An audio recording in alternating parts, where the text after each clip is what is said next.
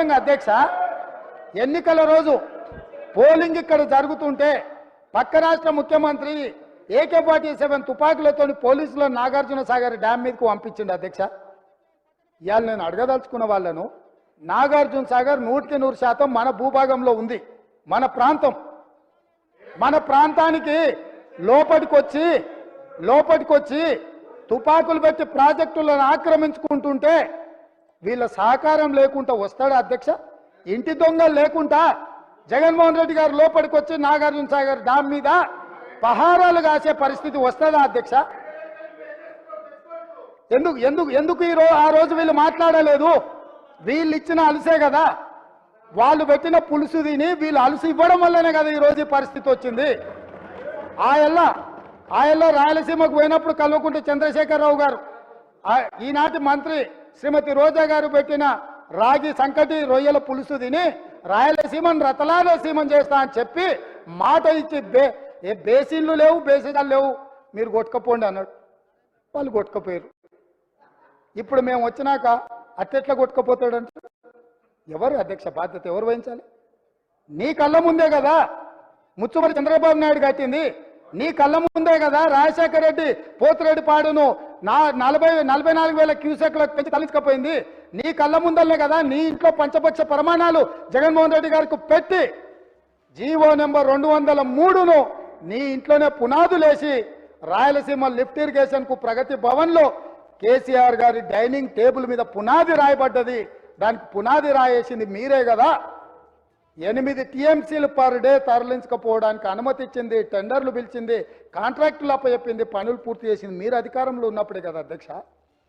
మీరు మొత్తం కృష్ణానది జలాలు మహారాష్ట్ర కర్ణాటక దాటి మహబూబ్ నగర్ జిల్లాలో జూరాల నుంచి పాలమూరులో కలంపూర్లో ఎంటర్ అయి తుంగభద్ర నదిలో వచ్చే నీళ్లు, తుంగభద్ర నుంచి వచ్చిన సుంకేశ్లకు వచ్చిన నీళ్లు, సుంకేశ్ల నీళ్లు జూరాల నీళ్లు కలిసి ప్రయాణమై పాలమూరు జిల్లా నుంచి మొదలై రాయలసీమలకు పోయి నంద్యాల నుంచి తిరుక్కొని శ్రీశైలం ప్రాజెక్టు మీదకి వచ్చినప్పుడు శ్రీశైలం ప్రాజెక్టు కొంత తెలంగాణలో ఉంటే కొంత ఆంధ్రాలో ఉంది అధ్యక్ష.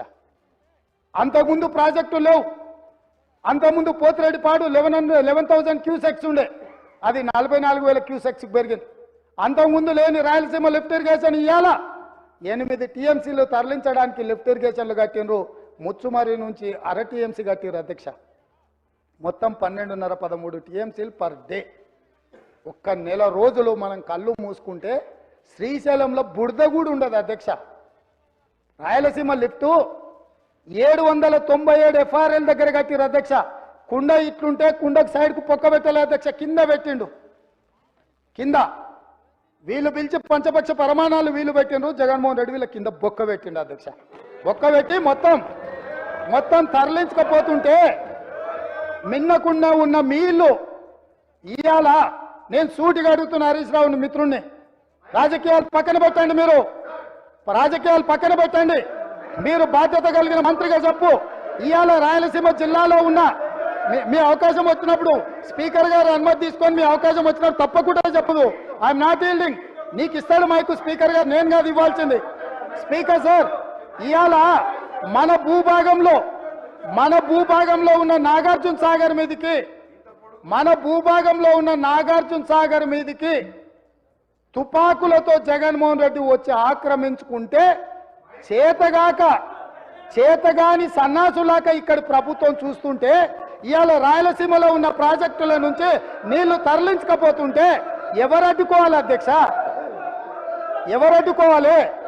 ఒక్క పక్కన వాళ్ళు ప్రాజెక్టులు పూర్తి చేసుకుంటుంటే వీళ్ళు ఇక్కడ ఆనాడు కోమటిరెడ్డి వెంకటరెడ్డి గారు కొట్లాడి నల్గొండ జిల్లాలో ఉన్న ఫ్లోరైడును అక్కడి బాధితులను ఆదుకోవడానికి SLBC ప్రాజెక్టు మంజూరు చేయించి 42 కిలోమీటర్ల tunnel Rajiv Gandhi tiger reserve forest లో పర్యావరణ అనుమతి లేకపోతే టన్నెల్ బోర్ మిషన్ తోటి ఆ గుట్టను తొలిసి నీళ్లు దేవాలని 42 కిలోమీటర్ల టన్నెల్ని మొదలు పెట్టించి 2014 వరకు 32 కిలోమీటర్ల టన్నెల్ కొట్టింది అధ్యక్ష. తెలంగాణ వచ్చినాక వీళ్ళకి అప్పచెప్తే 10 కిలోమీటర్లు పూర్తి చేస్తే సంవత్సరంలో పూర్తి చేయాల్సిందని 10 ఏళ్ళలో కలిసి 1.5 కిలోమీటర్ పూర్తి చేసారు అధ్యక్ష. ఇంతకంటే చేతగాని తనము తెలంగాణ ద్రోహి ఎవడని ఉంటాడా అధ్యక్ష? ఒకవేళ ఆ ప్రాజెక్టు పూర్తయిన ఉంటే నల్గొండ జిల్లాలో 3,64,000 ఎకరాలకు గ్రావిటీ ద్వారా నీళ్లు వచ్చే ప్రాజెక్టును పడావు పెట్టి ఈరోజు మీరు వదిలేసినందుకు ఇవాళ నల్గొండ జిల్లా